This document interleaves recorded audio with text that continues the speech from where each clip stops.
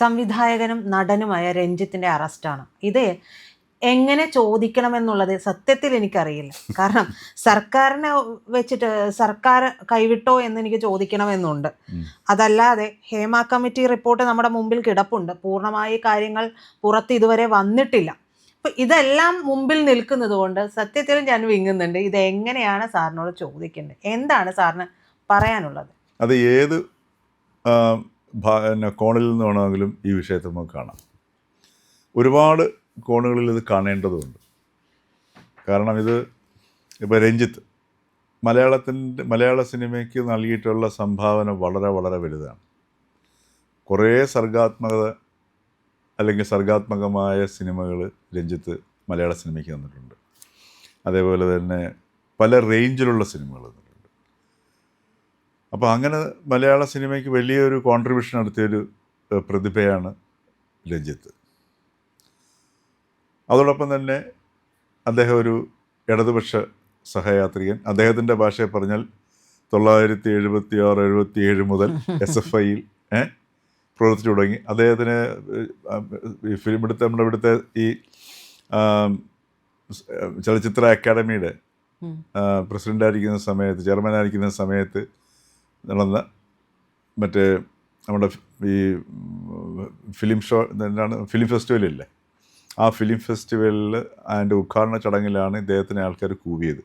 ആ കൂവിയ സമയത്താണ് ഇങ്ങനെ ഈ ഒരു പ്രതികരണം ഇദ്ദേഹത്തിൻ്റെ ഭാഗത്തുനിന്നുണ്ടായത്. അപ്പോൾ അതൊക്കെ എന്തുകൊണ്ട് കൂവലുണ്ടായി എന്നൊക്കെ ഉള്ളതിലേക്കൊക്കെ പോകുമ്പോഴത്തേക്കാണ് ഇദ്ദേഹത്തിൻ്റെ ചില നിലപാടുകൾ, മറ്റ് പ്രശ്നങ്ങളൊക്കെ പൊന്തി വരുന്നത്. അപ്പോൾ ഇപ്പോൾ ഇദ്ദേഹം അറസ്റ്റിലായതിൻ്റെ ഒരു കാരണം എടുത്തു നോക്കിയാൽ, ഇതിനു മുമ്പും ഈ ഹേമ കമ്മിറ്റി റിപ്പോർട്ട് വന്നതിന് ശേഷം ഒരു ബംഗാളി നടി ഒരു പരാതി ഉന്നയിച്ചു. അതേപോലെ ഒരു യുവാവ് ബാംഗ്ലൂരിൽ നിന്ന് അദ്ദേഹത്തിനെ സ്വർഗരതിക്ക് ഇരയാക്കിയെന്ന് കംപ്ലൈൻറ്റ് കൊടുത്തു. ഈ 2 പരാതികളും അദ്ദേഹത്തിനെതിരെ ഉണ്ടായിരുന്നു. അതോടുകൂടിയാണ് അദ്ദേഹത്തിൻ്റെ ഈ പറഞ്ഞതുപോലെ ഒരു പൊതുരംഗത്തു നിന്നൊരു മാറ്റവും സിനിമ രംഗത്തു നിന്നും അദ്ദേഹത്തിനൊരു ഇടവേളയിലേക്ക് പോകേണ്ടി വന്നു. ഇപ്പോൾ വീണ്ടും അദ്ദേഹം തിരിച്ചു വരുന്നതിനിടയ്ക്കാണ് ഇപ്പോൾ ഈ അറസ്റ്റ് ഉണ്ടായിരിക്കുന്നത്. ഇപ്പോൾ ഈ അറസ്റ്റിനെ ഇത് മൂന്നാം പരാതിയാണ്. അപ്പോൾ ഈ അറസ്റ്റിനെ നമ്മൾ കാണേണ്ടത്, ഇപ്പോൾ ഈ അറസ്റ്റ് വളരെ നാടകീയമായിട്ട് വളരെ ഫാസ്റ്റായിട്ട് നടന്നു. ഇത് ശരിക്കും പറഞ്ഞു കഴിഞ്ഞാൽ ഇതുവരെ ഉണ്ടായിരുന്ന ഇടതുപക്ഷ ജനാധിപത്യ മുന്നണി ഗവൺമെൻറ്, പിണറായി ഗവൺമെൻറ് സർക്കാരിൻ്റെ പൊതു സമീപനത്തിന് കടകവിരുദ്ധമായിട്ടാണ് ഇപ്പോൾ ഈ രഞ്ജിത്തിൻ്റെ അറസ്റ്റ് ഉണ്ടായിരിക്കുന്നത്. സർക്കാർ പക്ഷേ കൈവിട്ടു എന്നാണ് പറയുന്നത്. സർക്കാർ, എനിക്ക് തോന്നുന്നത് ഇത് കൈവിട്ടതാണോ അതോ കിട്ടിയ അവസരം ഉപയോഗിച്ചുള്ളതാണോ എന്ന സംശയമുണ്ട്. കാര്യം ഈ സർക്കാരിന്, ഇടതുപക്ഷത്തിന് ഈ പറഞ്ഞതുപോലെ ഒരു തങ്ങൾക്ക് അനുകൂലമാണെങ്കിൽ ഉപയോഗിക്കുക, ഇല്ലെങ്കിൽ ഏത് രീതിയിലാണോ തങ്ങൾക്ക് അനുകൂലമാക്കി ഒരു വ്യക്തി ഉപയോഗിക്കാൻ പറ്റുക ആ രീതിയിൽ ഉപയോഗിക്കുക. അതാണ് ഈ CPMൻ്റെ ഒരു സമീപനം.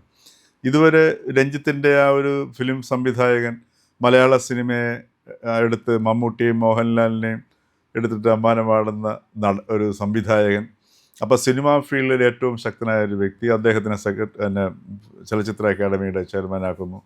അതോടുകൂടി സിനിമ ഇൻഡസ്ട്രിയുമായിട്ടുള്ളൊരു ബന്ധം, അദ്ദേഹത്തിൻ്റെ ഇമേജ്, രഞ്ജിത്തിൻ്റെ ഇമേജ് തങ്ങൾക്ക് അനുകൂലമായ രീതിയിൽ മാറ്റുക.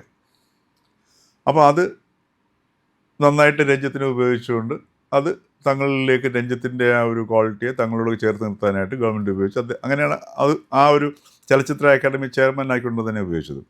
അതിനുശേഷം ഇദ്ദേഹത്തിൻ്റെ മാർക്കറ്റ് പോയി.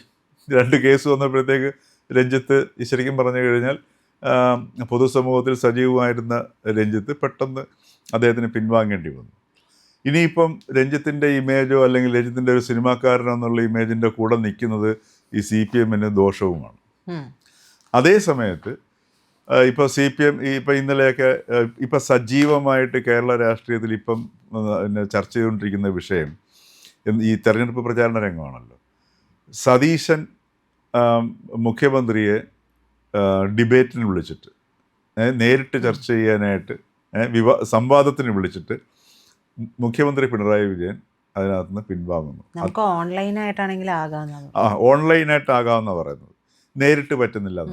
ഇത് ശരിക്കും പറഞ്ഞാൽ ഇടതുമുന്നണിയെ സംബന്ധിച്ച് അല്ലെങ്കിൽ CPMനെ സംബന്ധിച്ചിട്ട് വലിയൊരു അടിയായി. കാരണം എന്ന് വെച്ചാൽ സതീശൻ അതനുസരിച്ചിട്ട് തൻ്റെ നിലപാടുകൾ ആവർത്തിക്കുകയും താൻ റെഡിയാണെന്ന് പറയുകയും അതോടൊപ്പം തന്നെ പിണറായി വിജയനോട് ചോദിക്കുമായിരുന്ന ചോദ്യങ്ങൾ ഉയർത്തുകയും ചെയ്യുകയാണ് ചെയ്യുന്നത്. അപ്പോൾ ഇങ്ങനെ ഒരു വല്ലാത്ത ഒരു അവസ്ഥയിലേക്ക് വരികയും ഇത് മറുപടിയില്ലാത്ത അവസ്ഥയിൽ LDF എത്തി നിൽക്കുകയും ചെയ്യുന്ന ഒരു വല്ലാത്ത സന്ദിഗ്ധ ഘട്ടത്തിൽ വെച്ചിട്ടാണ് രഞ്ജിത്തിൻ്റെ അറസ്റ്റ് വരുന്നത്. രഞ്ജിത്തിൻ്റെ അറസ്റ്റ് വന്നതോടുകൂടി മാധ്യമങ്ങളുടെ ശ്രദ്ധ രഞ്ജിത്തിൻ്റെ അറസ്റ്റിലേക്ക് മാറി. അപ്പോൾ ഇതൊക്കെ ചില സൂത്രപ്പണികളാണ്. അപ്പോൾ ഇനിയിപ്പോൾ രഞ്ജിത്തിൻ്റെ ഇമേജിനെ തങ്ങളോട് ചേർത്ത് നിർത്തി തങ്ങളുടെ ഇമേജ് വർദ്ധിപ്പിക്കേണ്ട ആവശ്യവുമില്ല, അത് സാധ്യവുമല്ല. ഇനി രഞ്ജിത്തിനെ കൂടെ നിർത്തുന്നത് തങ്ങളുടെ ഇമേജിന് ദോഷവുമാണ്. പകരക്കാരനായിട്ട് വേടനെ അവരെടുത്തു എന്നാണ് ഞാൻ മനസ്സിലാക്കുന്നത്. അതെ, ഇപ്പം വേടനാണ് ഇപ്പോൾ അവരുടെ താരം. അപ്പോൾ അതോടൊപ്പം തന്നെ ഇപ്പോൾ ഈ രഞ്ജിത്തിനെ അറസ്റ്റ് ചെയ്യുകയാണെന്നുണ്ടെങ്കിൽ ഞങ്ങൾ അതിജീവിതകൾക്കൊപ്പം എത്ര വലിയ വ്യക്തിയാണെങ്കിൽ പോലും ഞങ്ങൾ അറസ്റ്റ് ചെയ്യും, നോക്കൂ ഇതാണ് CPM എന്ന ഒരു ഇമേജും കൂടെ ക്രിയേറ്റ് ചെയ്യുക എന്നുള്ളൊരു സ്ഥാപിത താല്പര്യം കൂടി ഇതിൻ്റെ പിന്നിലാത്ത. കൃത്യസമയത്ത് അത് വീണ്ടും കിട്ടി. അതെ, അപ്പോൾ ഇതൊക്കെ വളരെ ചിലതൊക്കെ ആസൂത്രിതവുമാണ്. അതേ സമയത്ത് ഇപ്പോൾ രഞ്ജിത്തിൻ്റെ ഒരു സംഭവം എടുത്ത് പറയുകയാണെന്നുണ്ടെങ്കിൽ ഇപ്പോൾ രഞ്ജിത്ത് എന്തുകൊണ്ട് ഈ ഒരു അവസ്ഥയിലേക്ക് എത്തി? അത് ഞാൻ ചോദിക്കാനിരിക്കുകയാണ് സാർ, എന്തുകൊണ്ട് അദ്ദേഹത്തിന്? കാര്യം അദ്ദേഹം നല്ല പ്രതിഭയുള്ളൊരു വ്യക്തിയായിരുന്നു സാർ. പക്ഷേ അദ്ദേഹത്തിൻ്റെ എല്ലാ കഥാപാത്രങ്ങളും ഒരുവിധമൊക്കെയുള്ള കഥാപാത്രങ്ങൾ എടുത്ത് നോക്കിയിട്ടുണ്ടെങ്കിൽ ഒരു സവർണ മേധാവിത്വം എന്ന് പലരും ആക്ഷേപത്തോടെ പറയുന്നുണ്ട്. മാത്രമല്ല സ്ത്രീ വിരുദ്ധമായിട്ടുള്ള പല പ്രയോഗങ്ങളും തമാശകളും ഒക്കെ വളരെ കൃത്യമായിട്ട് അതിനകത്തേക്ക് തിരികെ കയറ്റുന്നതായിട്ടും പറയുന്നുണ്ട്. നമുക്കറിയാം, ഏറ്റവും ഒടുവിൽ ലീല എന്ന് പറയുന്ന സിനിമ, അതാണ് ഇപ്പോൾ സോഷ്യൽ മീഡിയയിൽ ഒന്നടങ്കം ചർച്ച ചെയ്യുന്ന ഒരു വിഷയമാണ്. ലീലയിൽ അദ്ദേഹം ചിത്രീകരിച്ചിരിക്കുന്ന കാര്യങ്ങൾ എത്രത്തോളം ഒരു പെർവേർട്ടായിട്ടുള്ള ഒരു മനുഷ്യൻ ചിന്തിക്കും എന്നുള്ളതിൻ്റെ ഒരു നേർചിത്രം കൂടിയല്ലേ? അതെ, ശരിയാണ്. പ്രജിത പറഞ്ഞുള്ള കറക്റ്റാണ്. അതൊരു പെർവേർഷനാണ്. ഈ പെർവേർഷനിലേക്ക് പോകുന്നു എപ്പോഴാണ് ഒരു വളരെയധികം സർഗാത്മകതയുള്ളൊരു വ്യക്തിക്ക് ആ സർഗാത്മകതയുടെ ക്രമാനുഗതമായിട്ടുള്ള വളർച്ചയിലേക്ക് പോയില്ല എന്നുണ്ടെങ്കിൽ ഒരു സ്റ്റേജ് കഴിയുമ്പോഴത്തേക്ക് എന്ത് പറ്റുമെന്ന് പറഞ്ഞാൽ തൻ്റെ പഴയകാല സർഗാത്മകത അതേപോലെ തന്നിൽ സംഭവിക്കുന്നില്ല എന്നുള്ള തിരിച്ചറിവ് ആദ്യം അറിയുന്നത് ഈ വ്യക്തിയായിരിക്കും.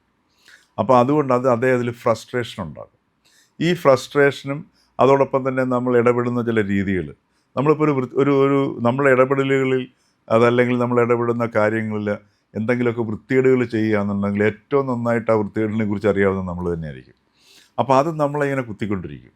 അത് വലിയ വൃത്തികേടുകളാകുമ്പോഴത്തേക്ക് നമ്മളത് മറച്ചു വയ്ക്കാൻ ശ്രമിക്കും. ആ മറച്ചു വയ്ക്കുന്നത് പോലും അത് വൃത്തികേടാണെന്നുള്ള അറിവിൻ്റെ അടിസ്ഥാനത്തിലാണ് മറച്ചു വയ്ക്കുന്നത്. അപ്പോൾ ഇതൊക്കെ ആന്തരിക സംഘർഷം ഉണ്ടാകും. ഈ ആന്തരിക സംഘർഷവും ഈ സർഗാത്മകതയ്ക്ക് തടസ്സമാകും. അത് തടസ്സമാകുമ്പോഴത്തേക്ക് വീണ്ടും സർഗാത്മകതയാണ് കാഷ്വാലിറ്റിയോടെ. അപ്പോൾ വീണ്ടും ഫ്രസ്ട്രേഷൻ വരും. അപ്പം മദ്യപിക്കും. പിന്നെ അതിൻ്റെ ഒരു പോക്കാണ്. പിന്നെ മദ്യത്തിലേക്ക് കടന്നു കഴിഞ്ഞാൽ പിന്നെ അത് ഇല്ലാതെ പറ്റാത്തൊരവസ്ഥ വരുന്നു. ചിലപ്പം മയക്കുമരുന്ന് ഉപയോഗിച്ചെന്നിരിക്കും, ചിലപ്പം സെക്സ് ഉപയോഗിച്ചെന്നിരിക്കും. അതിനകത്ത് മറ്റുള്ളവരെക്കുറിച്ച് ചിന്തിക്കുകയോ നോക്കുകയോ ഒന്നും ചെയ്യാൻ പറ്റാത്ത ഒരവസ്ഥയിലേക്ക് ഒരു മാറും.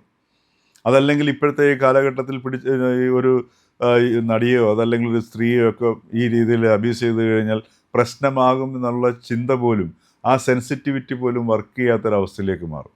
കാര്യം 2 കേസിൽ പെട്ട് കഷ്ടിച്ച് രക്ഷപ്പെട്ടു വന്ന കക്ഷിയാണ് അല്ലേ? സാങ്കേതികമായ കാരണങ്ങളാൽ മാത്രമാണ് കോടതിയിൽ നിന്ന് പുള്ളി രക്ഷപ്പെട്ടു വന്നത്. അപ്പോൾ അതിൻ്റെയൊക്കെ ട്രോമയൊക്കെ ഒരു വിധം അനുഭവിച്ചൊരു വ്യക്തിയും കൂടെയാണ്. പക്ഷേ ആ ഒരു സെൻസിറ്റിവിറ്റിയൊക്കെ നഷ്ടമാവുന്നൊരവസ്ഥയിലേക്ക് മാറും. അതെല്ലാം ഈ പറഞ്ഞതുപോലെ ഈ സർഗാത്മകത ഇല്ലാതെ വരുമ്പോൾ ഉണ്ടാകുന്നൊരു പ്രശ്നങ്ങൾ, അതിൻ്റെ ഒരു വിഷ സർക്കിളിലേക്ക് ഈ വ്യക്തി വീഴുകയാണ് ചെയ്യുന്നത്. ജീവിതം ഒരു വല്ലാത്ത ഒരു ഇതിലേക്ക് കടന്നുപോയി. പിന്നെ അതോടൊപ്പം തന്നെ കരൾ രോഗം ബാധിച്ചു, കരൾ മാറ്റിവെച്ചു എന്ന് പറയുന്നതായിട്ട്. അപ്പോൾ ശാരീരികമായിട്ടുള്ള ആരോഗ്യം നഷ്ടമാകുന്നു. അപ്പോൾ ഇതെല്ലാം ഈ വ്യക്തിയിൽ ശാരീരികമായിട്ടാണെങ്കിലും സർഗാത്മകതയ്ക്ക് സംഭവിച്ച ഒരു എന്താ പറയുക, ഒരു വറ്റലാണെങ്കിലും അല്ലെങ്കിൽ ഒരു വരൾച്ചയാണെങ്കിലും ഇതെല്ലാം വ്യക്തിയെ സ്വാധീനിക്കുകയും ചെയ്യുന്നു. ഉദാഹരണത്തിന് ഈ രഞ്ജിത്തിനെ തിരിച്ചൊരു അനൗൺസ് ചെയ്തുകൊണ്ടാണ് മഞ്ജു വാര്യരെയും ശ്യാമപ്രസാദിനെയും വെച്ചുകൊണ്ടൊരു ഷോർട്ട് ഫിലിം ചെയ്തിരുന്നു. ഞാൻ വളരെ ഒരു കൗതുകത്തോടു കൂടി കണ്ട ഒരു സാധനം. കാരണം രഞ്ജിത്ത് ആയതുകൊണ്ട്. രഞ്ജിത്ത് കുറേ നല്ല സിനിമകൾ, ഇപ്പോൾ പ്രാഞ്ചിയേട്ടൻ എന്നൊക്കെ പറഞ്ഞാൽ എത്ര ബ്യൂട്ടിഫുൾ സിനിമയാണ് അല്ലേ? പ്രാഞ്ചിയേട്ടനായിക്കോട്ടെ, നന്ദനമായിക്കോട്ടെ, ഈവൻ ദേവാസുരം എന്നൊക്കെ പറഞ്ഞു കഴിഞ്ഞാൽ അതിന് എത്ര തന്നെ വിമർശനങ്ങളുണ്ടെങ്കിൽ പോലും ആ പിന്നെ മോഹൻലാലിൻ്റെ ആ മംഗലശ്ശേരി നീലകണ്ഠൻ എന്നുള്ള കഥാപാത്രത്തിൻ്റെ സൃഷ്ടി, ആ സൃഷ്ടിയുടെ ആ ഒരു അതിൻ്റെ ആ ക്യാരക്ടറിൻ്റെ ക്വാളിറ്റി നമുക്ക് ഒന്നിനും അതിനെ നമുക്ക് കുറ്റം പറയാൻ പറ്റത്തില്ലത് അത്. അപ്പോൾ ഇങ്ങനെയൊക്കെയുള്ള സിനിമകൾ സൃഷ്ടിച്ചു തന്ന സർഗാത്മകമായ ഒരു വ്യക്തിയുടെ ഒരു തിരിച്ചുവരവായിട്ടായിരിക്കും ഞാൻ ആ മഞ്ജു വാര്യരെയും ശ്യാമപ്രസാദും വെച്ചിട്ട് ഉള്ള ആ ഷോർട്ട് ഫിലിം കണ്ടത്. ഭയങ്കര നിരാശയെന്ന് മാത്രമല്ല സങ്കടം തോന്നിപ്പോയി. എങ്ങനെ ഇത്രയും സർഗാത്മകതയുള്ളൊരു വ്യക്തിക്ക് ഈ ഒരു രീതിയിലൊരു സാധനം ചെയ്യാൻ പറ്റുമെന്നുള്ളത്, അത് നമുക്ക് അതിനകത്ത് ഇദ്ദേഹം അനുഭവിക്കുന്ന ആ ഒരു ധർമ്മസങ്കടത്തിനെ ആ ഒരു ഷോർട്ട് ഫിലിമിൽ നമുക്ക് കാണാൻ പറ്റുമായിരുന്നു. അപ്പോൾ അത് വീണ്ടും ഈ വ്യക്തിയെ ആന്തരികമായ സംഘർഷത്തിലേക്കും ഒരുപാട് പല പല പ്രശ്നങ്ങളിലേക്ക് പോകും. ഈ പറഞ്ഞ പോലെ വ്യക്തി ജീവിതത്തിലേക്ക് ഒരുപാട് പല പല പ്രശ്നങ്ങളുണ്ടാവും. അപ്പോൾ ഇങ്ങനെയൊക്കെ പോകുമ്പോഴാണ് ഈ ഒരു പിന്നെ എന്താ പറയുക, ഈ മദ്യപാനത്തിൻ്റെയോ അതല്ലെങ്കിൽ മറ്റു പല മരുന്നുകളുടെയോ ഒക്കെ ഒരവസ്ഥയിലേക്ക് പോകുമ്പോഴത്തേക്ക് ഇദ്ദേഹം ഒരു നോർമൽ ലൈഫിൽ നിന്ന് മാറിപ്പോകുന്നൊരവസ്ഥയിലേക്ക് വരികയാണ് ചെയ്യുന്നത്. അതോടൊപ്പം തന്നെ ഒരു പക്ഷേ ഈ അദ്ദേഹത്തിന് സാമ്പത്തികമായിട്ടും പ്രശ്നം ഉണ്ടാവില്ല. കാരണം ഇത്രയധികം സിനിമയിൽ നിന്നൊക്കെ വരുമാനമുള്ള വ്യക്തിയാണ്. അപ്പോൾ പിന്നെ അതുപോലെ തന്നെ സൗഹൃദങ്ങൾ, അധികാരം, അപ്പോൾ ഇങ്ങനെയൊക്കെയുള്ള ഒരുപാട് ഘടകങ്ങൾ. അതുപോലെ തന്നെ അദ്ദേഹം വന്ന ഫിലിം ഫെസ്റ്റിവലിന് കുട്ടികളെ കൂവിപ്പം പറഞ്ഞു കേട്ടു 76-77 മുതൽ ഞാൻ SFIയിലുള്ളതാണ്. ആ SFIയുടെ സംസ്കാരവും അദ്ദേഹത്തിനെ സ്വാധീനിച്ചിട്ടുണ്ട്. ഒരു വ്യക്തി ഒരു പ്രസ്ഥാനത്തിൽ ജോയിൻ ചെയ്യുന്ന സമയത്ത് അതിൻ്റെ സംസ്കാരം ഒരു വ്യക്തിയെ പരുവപ്പെടുത്തണം. ഇത് SFIയുടെ സംസ്കാരം ഇത് തന്നെയാണ്. ആ വിപരീതാത്മകതയാണ്, ധാർഷ്ട്യമാണ്, അഹങ്കാരമാണ്, നെഗറ്റിവിറ്റിയാണ്.